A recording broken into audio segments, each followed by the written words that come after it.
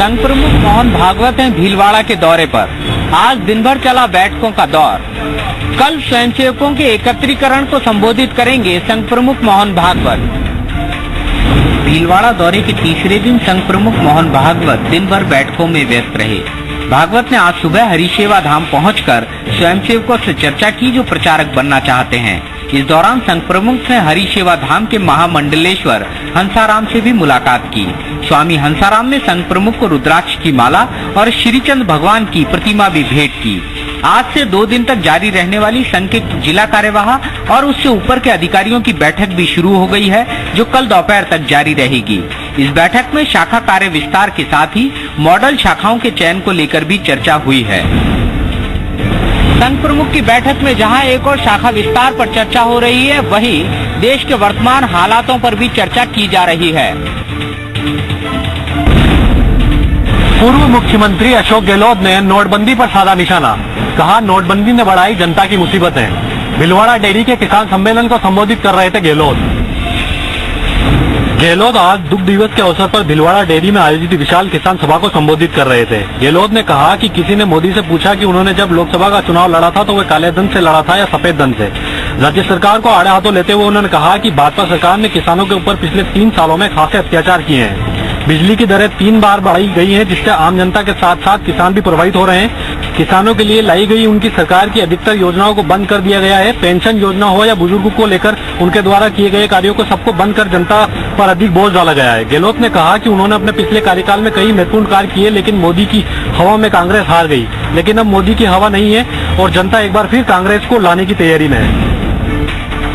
गहलोत का ये बयान कांग्रेस के अधिकृत वक्तव्य से अलग नहीं है। यह अलग बात है कि कांग्रेस पीएम मोदी के इस निर्णय के क्रियान्वयन पर ही सवाल खड़े कर रही है की हवा नहीं है और जनता एक बार फिर कांग्रेस को लाने की तैयारी में है। गहलोत का ये बयान कांग्रेस के अधिकृत वक्तव्य से अलग नहीं है। यह अलग बात है कि कांग्रेस पीएम मोदी के इस निर्णय के क्रियान्वयन पर ही सवाल खड़े कर रही है। 26 नवंबर पूरे भारतवर्ष में संविधान दिवस के रूप में मनाया जा रहा है। राजधानी जयपुर में भी इसको लेकर कई कार्यक्रम आयोजित किए गए। जहां स्कूलों में इसमें वाद विवाद प्रतियोगिता का आयोजन किया गया, तो वहीं कॉलेज और यूनिवर्सिटी लेवल पर भी कई कार्यक्रम आयोजित किए गए। 26 नवंबर 1950 को भारतीय संविधान द्वारा भारतीय संविधान को अपनाया गया और 26 नवंबर 1950 को इसे एक लोकतांत्रिक सरकार प्रणाली के साथ लागू किया गया। 26 नवंबर का दिन संविधान के महत्व का प्रसार करने के लिए चुना गया और इसके लिए स्कूलों को विशेष फोकस किया गया। आज सुबह से ही स्कूलों में संविधान के संबंध में विभिन्न प्रतियोगिताओं का आयोजन किया गया, जिसमें वाद विवाद, भाषण, निबंध लेखन, क्विज प्रतियोगिता का आयोजन विशेष रहा। स्कूल व्याख्याता नीलू शर्मा का कहना है कि बच्चों ने संविधान दिवस को बड़े ही हर्षोल्लास के साथ मनाया। साथ ही संविधान की जानकारी उन्हें पता नहीं थी, वह भी उनको बताई गई। इसके साथ ही कॉलेज स्तर पर भी संविधान दिवस को लेकर कई कार्यक्रम आयोजित कराए गए, जहां राजस्थान विश्वविद्यालय में लॉ कॉलेज के कार्यक्रम में रिटायर्ड जस्टिस RS राठौड़ मौजूद रहे। वहीं उन्होंने विद्यार्थियों को बताया कि लॉ की जो भाषा होती है बहुत ही टिपिकल होती है। इसके साथ ही संविधान में कई ऐसे बहुत सारी चीजें हैं जो विद्यार्थियों को जानना काफी आवश्यक है। इसके बाद रिटायर्ड RS राठौड़ ने अधिवक्ता परिषद की ओर से आयोजित कार्यक्रम में शिरकत करते हुए अधिवक्ताओं को कहा कि संविधान की सभी बातों को लोगों को बताना काफी आवश्यक है, क्योंकि अधिवक्ता के पास बहुत सारे ऐसे पक्षकार आते हैं जिनको संविधान के बारे में ज्ञात नहीं होता। संविधान दिवस पर स्कूलों में कई प्रतियोगिताओं का आयोजन किया गया, जिसमें निबंध लेखन और वाद विवाद प्रतियोगिता काफी अहम रही।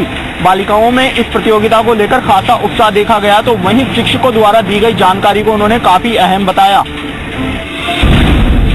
जयपुर नगर निगम के साथ में अपने 2 साल का कार्यकाल पूरा करने पे महापौर निर्मल नाटा ने अपनी 2 साल की उपलब्धियां जनता के सामने रखी हैं। लेकिन जब जमीनी हकीकत की तरफ जयपुर झांकता है तो उनकी तमाम उपलब्धियां महज नाकामी नजर आती है। जयपुर के पहले नागरिक यानी मेयर निर्मल नाटा का 2 साल का कार्यकाल आज पूरा हो चुका है, लेकिन जमीनी धरातल पर बात की जाए तो नगर निगम के पास इन 2 सालों में गिनाने को कोई ज्यादा उपलब्धियां नहीं है, बल्कि खामियां ही खामियां हैं। आज से ठीक 2 साल पहले यानी 26 नवंबर को जयपुर नगर निगम की कमान उन्हें सौंपी गई थी। उनकी छवि को देखकर नेताओं से लेकर जनता ने तमाम कयास भी लगाए थे कि भ्रष्टाचार दूर तो होगा ही, साथ में विकास की नई इबारत भी नाटा लिख पाएंगे। लेकिन नाटा भी ज्यादा कुछ नहीं कर पाए और उम्मीदों पर उन्होंने सिर्फ पानी ही फेरा। अगस्त 2016 में बारिश के दौरान बाड़ों में कीचड़ भरने से हर दिन सैकड़ों गाय मर गयी। ये सिलसिला करीब 10 से 15 दिन तक जारी रहा। देशव्यापी मुद्दा बनने से सरकार की किरकिरी हुई और मजबूरन सरकार को गौशाला का जिम्मा भी कुछ दिन के लिए जिला प्रशासन और बाद में निजी ट्रस्ट को सौंपना पड़ा।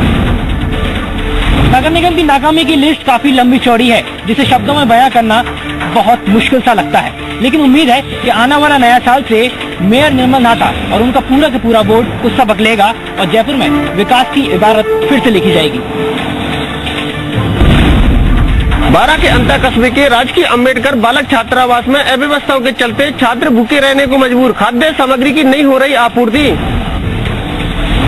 बारा के अंतर कस्बे के राजकीय अंबेडकर छात्रावास में 2 वर्ष से वार्डन का पद खाली होने के कारण छात्रावास की व्यवस्था पूरी तरह से बिगड़ चुकी है। देर रात छात्रावास में खाना नहीं मिलने से छात्रों ने हंगामा कर दिया और थाने और उपखंड अधिकारी कार्यालय में पहुंचकर खाने की व्यवस्था करने की मांग की।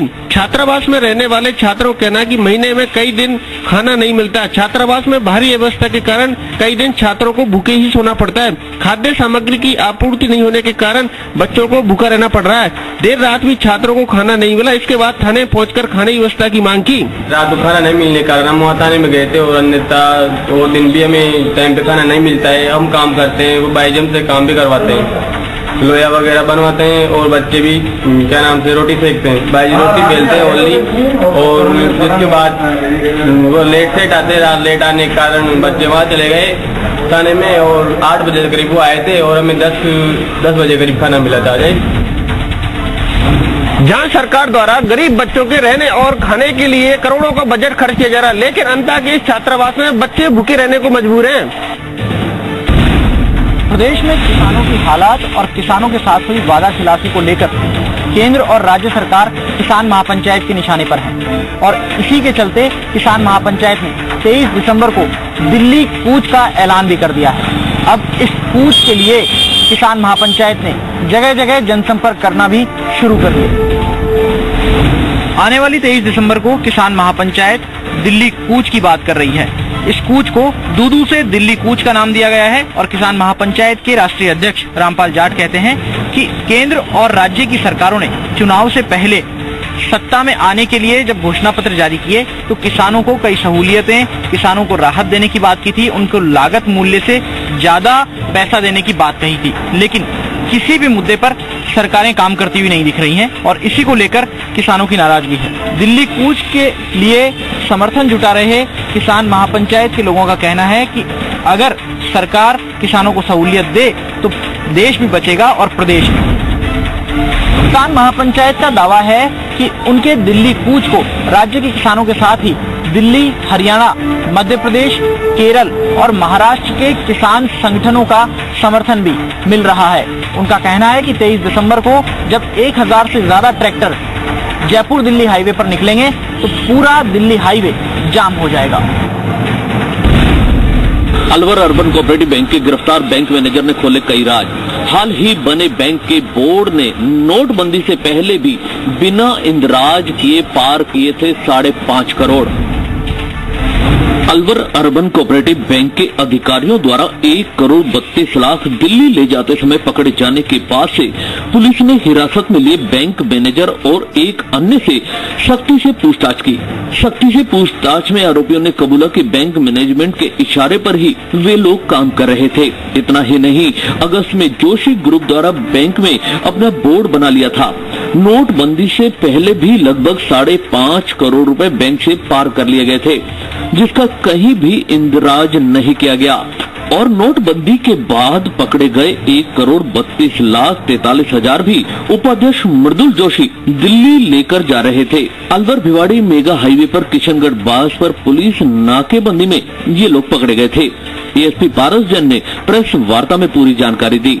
सभी को पता है 20/11/16 को दीपक और शशि मोहन, इन दोनों को एसएचओ कोतवाली ने अरेस्ट किया था, जिनके पास में अर्बन कोऑपरेटिव बैंक के कई सारी चीजें, डॉक्यूमेंट्स मिले थे जो कि ये शो कर रहे थे कि इन्होंने फर्जीवाड़ा और गवर्नेंस इस तरह की चीजें की है। अलवर अर्बन कोऑपरेटिव बैंक के रोज खुलते मामलों से बैंक खाता धारकों की चिंता बढ़ने लगी है। धारपुर जिले के कूंजी के नगड़ा गांव में एक युवक ने बनाया नाबालिग को दुष्कर्म का शिकार। राजस्थान के धौलपुर जिले के कुंजी का नगला गांव में एक युवक ने 17 वर्षीय नाबालिग को बनाया हवस का शिकार। वारदात को लेकर पीड़िता के परिजनों ने आरोपी युवक के खिलाफ दुष्कर्म का मामला दर्ज कराया है। पुलिस ने नाबालिग का मेडिकल कराकर दुष्कर्म का मामला दर्ज कर आरोपी युवक की तलाश शुरू कर दी है। पीड़िता के पिता ने बताया कि उसकी 17 वर्षीय नाबालिग बेटी अपने घर की छत पर सूखे कपड़े धोने गई थी। यहाँ पहले से ही अपने मकान की छत पर घात लगाए बैठे पड़ोसी युवक ने पीड़िता की छत पर आकर उसको पकड़ लिया। उसके बाद आरोपी पीड़िता के कपड़े में मुंह बंदकर हवस का शिकार बना डाला। आरोपी के चुंगल से छूटकर पीड़िता ने घर पहुंचकर आपबीती परिजनों को सुनाई। परिजन पीड़िता को कंचनपुर थाने ले गए, जहां पीड़िता के पिता ने आरोपी के खिलाफ मामला दर्ज करा दिया है। पुलिस ने मामले की गंभीरता को देखते हुए नाबालिग का मेडिकल कराकर दुष्कर्म करने वाले आरोपी की तलाश शुरू कर दी है। केंद्रीय वित्त राज्य मंत्री अर्जुन मेघवाल 2 दिवसीय बीकानेर दौरे पर है, जहां बीकानेर पहुंचने पर अर्जुन मेघवाल ने कहा कि जल्द ही इनकम टैक्स एक्ट संशोधन में लाया जाएगा, वहीं साथ ही बिल को जल्द ही लोकसभा में पारित किया जाएगा।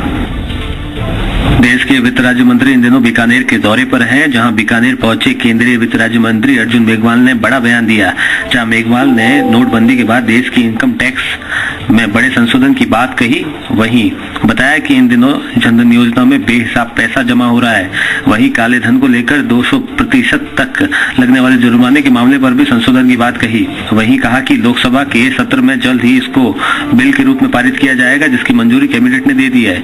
वहीं मंत्री ने कहा कि बिल में दूसरों के अकाउंट में पैसे जमा करवाने वाले मामले पर भी बात की जा रही है। 2-3 तरह के उसमें संशोधन है। एक तो जनधन अकाउंट में कुछ बेहिसाब पैसे जमा हुए, एक तो ये विषय है।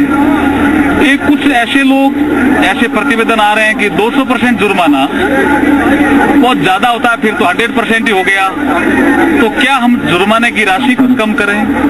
एक ये विषय भी होगा। मंत्री मेघवाल 2 दिवसीय दौरे पर है, ऐसे में वो बीकानेर में कई कार्यक्रमों में हिस्सा लेंगे। नवा का नमक उद्योग इन दिनों संकट के दौर से गुजर रहा है। वहीं नमक उद्यमियों को आस है कि केंद्रीय उपभोक्ता राज्य मामला मंत्री CR चौधरी उनके लिए संकट मोचन का काम करेंगे।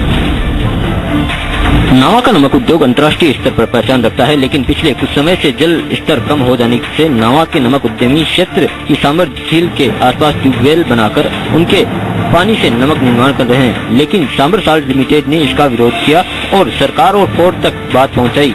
इन दिनों कोर्ट के आदेश पर नमक झील क्षेत्र में RAC के जवान तैनात है और किसी भी नए ट्यूबवेल बनाने की पाबंदी है। इसके बाद जो ट्यूबवेल पहले से वजूद में हैं, उन्हें भी हटाने की बात सामने आई है। नमक उद्यमी परेशान है क्योंकि बगैर ट्यूबवेल उस क्षेत्र में पानी की आपूर्ति नहीं हो सकती और जब पानी ही नहीं होगा तो नमक उद्योग भी ठप हो जाएगा। इस संकट में बाद नावा के नमक उद्यमियों ने केंद्रीय मंत्री CR चौधरी से फरियाद की है। मंत्री CR चौधरी ने नमक उद्यमियों को आश्वासन दिया है कि वो इस मामले में CM वसुंधरा राजे से मुलाकात करेंगे और नमक उद्यमियों के लिए कोई सकारात्मक रास्ता जरूर निकालेंगे। प्रतापपुर की छोटी सादड़ी में पुलिस को बड़ी कामयाबी हाथ लगी है। पुलिस ने बंदूक की नोक पर शिक्षक के अपहरण और मारपीट के मामले में एक आरोपी को गिरफ्तार कर लिया है। छोटी सादड़ी में कमलेश पवार नाम के शिक्षक को कुछ बदमाश बंदूक की नोक पर कार में बैठाकर अपहरण कर ले गए और सुनसान जगह पर उसके साथ मारपीट की। इसके बाद बदमाश कमलेश को शमशान के पास फेंक फरार हो गए। घायल अवस्था में कमलेश को अस्पताल पहुंचाया गया। घटना के विरोध में एक दिन शहर बंद रखा गया और मौन जुलूस निकाला गया। कुछ ही देर में घटना जिले भर में चर्चा में आ गई। इधर पुलिस ने भी सक्रियता से कार्रवाई की। एडिशनल SP गोपाल स्वरूप मेवाड़ा के अनुसार पुलिस ने आज एक आरोपी मदन गायरी को मध्य प्रदेश के मंदसौर से गिरफ्तार कर लिया, जो कि इलाके के जालोदिया केलूखेड़ा का ही रहने वाला है। अब अन्य आरोपी भी जल्द गिरफ्त में होंगे। इस कार्रवाई में DSP ओम प्रकाश उपाध्याय और थानाधिकारी प्रदीप बिट्टू की अहम भूमिका रही। SP कालूराम रावत ने भी तत्काल कार्रवाई के निर्देश जारी किए। इस आरोपी की गिरफ्तारी पुलिस के लिए किसी बड़ी कामयाबी से कम नहीं है। आरोपी की गिरफ्तारी के बाद पीड़ित और उसके परिजनों ने राहत की सांस ली है। उम्मीद यही की जा रही है कि बाकी अपराधी भी जल्द पकड़े जाएं।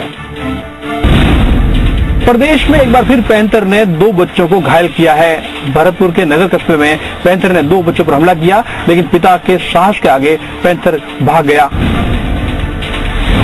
आज सवेरे करीब 6 बजे नगर कस्बे के वार्ड 12 की जाटो बस्ती रहने वाला पिटल अपने 2 बच्चों के साथ जंगल की ओर जा रहा था। उसी दौरान सामने से एक पैंथर आ गया।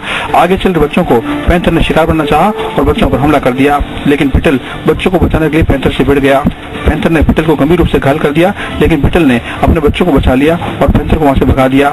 बाद में उसे पिटल को अस्पताल में भर्ती किया गया। उधर पैंथर जंगल जाने के बजाय जाट बस्ती में जा घुसा, जहां उसने गोविंद नाम के एक पुलिसकर्मी और 2 अन्य व्यक्तियों को घायल कर दिया। इसके बाद प्रशासन मौके पहुंचा और 4 घंटे की मशक्कत के बाद पैंथर को पकड़कर केवलादेव नेशनल पार्क लाया गया। उधर पैंथर के पकड़े जाने के बाद लोगों ने राहत की सांस ली है। वो अल्लाह बच्चा के वो छोरे ने किवाड़ खोले खाती थे, है कि नहीं? जो वो ने किवाड़ खोलते वो तुरंत अटैक कराओ गले पे, उसने गले पे अटैक करते ही जो पब्लिक इकट्ठी हो गई। अब पब्लिक इकट्ठी होते ही फिर ज्यादा भीड़ हो गई, हम 3 पत्थर मारे, वो फिर इधर से इधर को निकल आया कुल्ली साइड से, फिर वहाँ भी पत्थर मारे उन्होंने, पत्थर मार करके फिर से क्वार्टर में घुस गया। पैंथर ने 2 बच्चों पर हमला किया था, लेकिन पिता के साहस के आगे पैंथर हार गया। हालांकि पैंथर ने पिता को जख्मी किया है, जिनका अस्पताल में इलाज चल रहा है। सूरतगढ़ में हुआ युवा महोत्सव का आयोजन। संगीत, कला और नाटक से जुड़ी प्रतिभाओं ने अपनी कलाओं का किया प्रदर्शन। सूरतगढ़ में आज ब्लॉक स्तरीय युवा महोत्सव का आयोजन किया गया। कार्यक्रम में संगीत, नाटक और कला से जुड़ी प्रतिभाओं ने अपनी प्रतिभा का प्रदर्शन किया। कार्यक्रम में नृत्य और संगीत की सांस्कृतिक प्रस्तुतियों ने दर्शकों का मन मोह लिया। इस प्रतियोगिता में विजय रहने वाले प्रतिभागी राज्य स्तरीय युवा सांस्कृतिक प्रतिभा खोज महोत्सव में भाग लेंगे और अपनी कला का जौहर दिखाएंगे। इस युवा महोत्सव में संगीत, नाटक व अन्य क्षेत्रों से जुड़ी 16 विद्याओं में प्रतियोगिता का आयोजन होना था, लेकिन प्रचार प्रसार के अभाव में कार्यक्रम फीका ही रहा।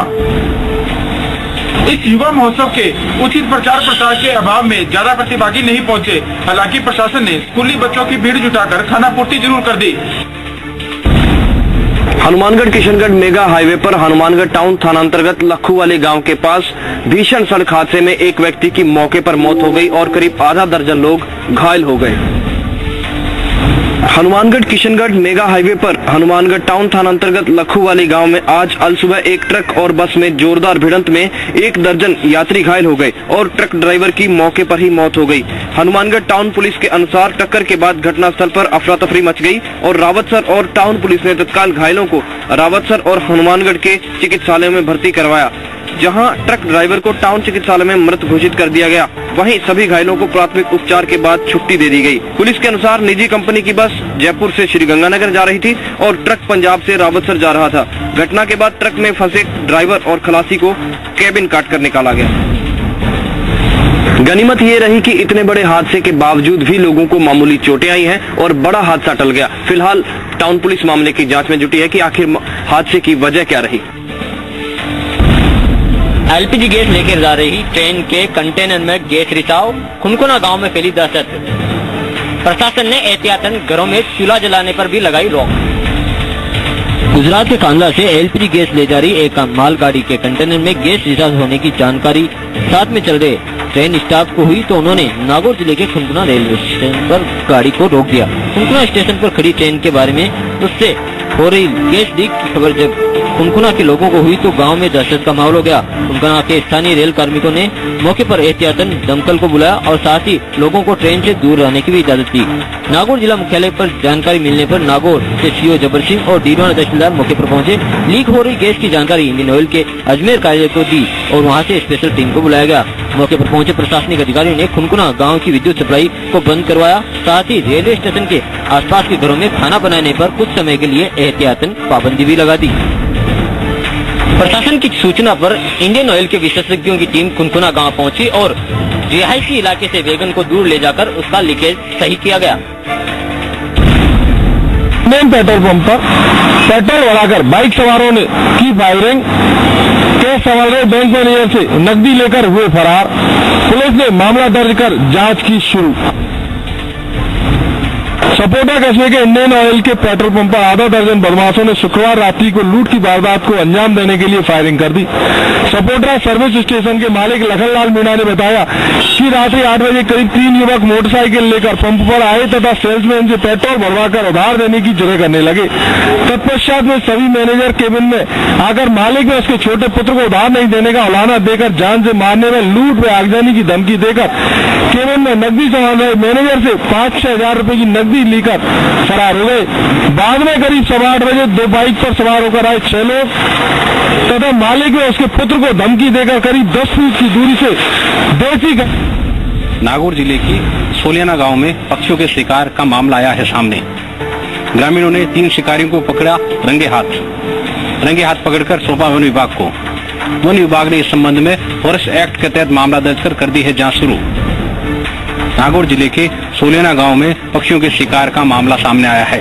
आज जब 3 युवक तालाब क्षेत्र पर पक्षियों का शिकार कर रहे थे तब इस बात की सूचना ग्रामीणों को लगी तो ग्रामीणों ने मौके पर पहुंचकर तीनों ही युवकों को दर्द पूछ लिया और उनके पास से शिकार किए हुए पक्षी एवं अन्य सामान जब्त किया है। ग्रामीणों ने इसकी सूचना तत्काल मुंडवा पुलिस को दी और मुंडवा पुलिस ने इस मामले को लेकर वन विभाग के अधिकारियों को अवगत कराया। बाद में नागौर से वन विभाग के अधिकारियों ने सोलियाना गाँव पहुंचकर हालात का जायजा लिया और तीनों ही युवकों को अपने कब्जे में लेकर मामले की जांच शुरू कर दी है। वन विभाग ने इस संबंध में फॉरेस्ट एक्ट एवं वन्य जीव अधिनियम के तहत मामला दर्ज कर की है जांच शुरू।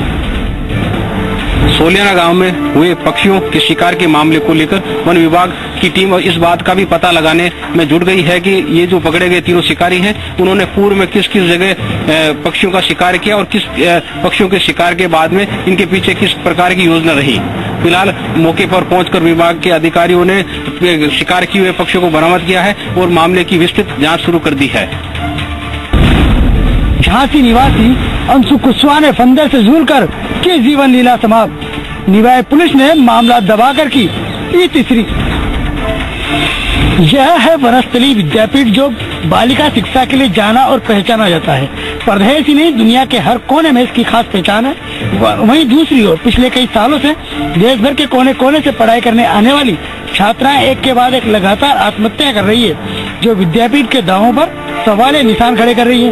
बीती रात को झांसी की रहने वाली अंशु कुशवाहा वनस्थली विद्यापीठ के शांता निगम छात्रावास के कमरा नंबर 58 में पंखे से झूलकर आत्महत्या कर ली, लेकिन उसकी मौत कई सवाल खड़े कर रही है। अंशु कुशवाहा उम्र करीबन 24 साल की और झांसी की रहने वाली है। LLB 3rd ईयर में पढ़ती थी। रात को करीबन 9-10 बजे के आसपास सुसाइड कर लिया पंखे से लटक करके और इसके परिजन भी आ गए और पोस्टमार्टम कराकर डेड बॉडी उनके परिजनों को सुपुर्द कर। वनस्थली विद्यापीठ में अब तक कई छात्राओं ने आत्महत्या कर ली है, लेकिन अब तक भी निवाय पुलिस की जांच फाइलों से बाहर नहीं निकल पाई है, जो एक बड़ा सवाल खड़े कर रही है। IRCTC अब आपको कराएगा श्रीलंका की हवाई यात्रा। IRCTC ने लॉन्च किया श्रीलंका रामायण यात्रा का इंटरनेशनल टूर। लॉन्चिंग के साथ ही पूरा टूर हुआ फुल। अभी तक आपने IRCTC के जरिए ट्रेन की टिकट ही बुक करवाई होगी, लेकिन अब आप इसके जरिए हवाई यात्रा भी कर सकते हैं। जी हां, अब IRCTC आपको श्रीलंका की हवाई यात्रा करवाने जा रहा है। इसके लिए निगम ने श्रीलंका रामायण यात्रा लॉन्च की है। दिल्ली के अंतर्राष्ट्रीय हवाई अड्डे से शुरू होने वाले इस टूर का पैकेज 48,660 रुपए में आपको मिलेगा। इसमें हवाई यात्रा, होटल में रुकने, घूमने, वीजा व गाइड की व्यवस्था शामिल होगी। इस टूर में रामायण से जुड़े स्थलों पर आप घूम सकेंगे। वहीं इस पैकेज में कोई भी हिडन चार्ज शामिल नहीं है। श्रीलंका रामायण यात्रा का पहला टूर 12 जनवरी को शुरू होगा, लेकिन ये टूर अभी से पूरी तरह से बुक हो चुका है। सबसे खास बात है कि इस टूर में 30 में से 35 लोग जयपुर के जा रहे हैं। पहले टूर के फुल होने के बाद IRCTC ने तुरंत दूसरे टूर की घोषणा भी कर दी है। उसका दूसरा टूर 10 फरवरी को श्रीलंका के लिए रवाना होगा और इसकी बुकिंग भी निगम शुरू कर चुका है। इंटरनेशनल टूर्स को मिल रहे अच्छे रेस्पॉन्स के बाद अब IRCTC दुबई व अन्य जगहों के लिए भी टूर प्लान तैयार कर रहा है। जैसलमेर के प्रसिद्ध तेमड़े राय मंदिर में चढ़ावे पर हक को लेकर हुआ विवाद। एक ही मंदिर में 2 कार्यकारिणियां हुई आमने सामने। मामला पहुंचा पुलिस के पास। पर अपने कब्जे को लेकर इन दिनों जैसलमेर जिले का तेंबड़े राय मंदिर सुर्खियों में है। मंदिर पर आधिपत्य को लेकर दो समाज आमने सामने हो गए हैं और मंदिर में आने वाले चढ़ावे के साथ साथ मंदिर की देखरेख की जिम्मेदारी को लेकर दोनों समाज यहां अपना अधिकार जता रहे हैं। चूंकि तेंबड़े राय जैसलमेर का प्रमुख शक्ति पीठ है, लिहाजा यहां पर चढ़ावा भी बड़ी रकम में आता है और इस भव्य मंदिर के मैनेजमेंट को लेकर भी दोनों समाजों ने इसे अपनी नाक का सवाल बना लिया है। ऐसे में तिजोरी के चढ़ावे की रकम को बैंक में जमा कराने को लेकर दोनों समाजों द्वारा जब अलग अलग समय में तिजोरियां खोली गई तो दोनों समाजों ने एक दूसरे पर चोरी का मुकदमा दर्ज करवा दिया। विवाद को बढ़ता देख पुलिस व जिला प्रशासन ने पहले तो समझाइश की, लेकिन जब मामला नहीं सुलझा तो मंदिर की तिजोरियां व अन्य सामान पुलिस ने अपने कब्जे में ले लिया है। मंदिर में चढ़ावे को लेकर दो समाज आमने सामने हैं और दोनों समाजों ने एक दूसरे पर चोरी के आरोप तक लगा दिए हैं। फिलहाल पुलिस ने तिजोरियां कब्जे में लेकर मामले को शांत करवाया है।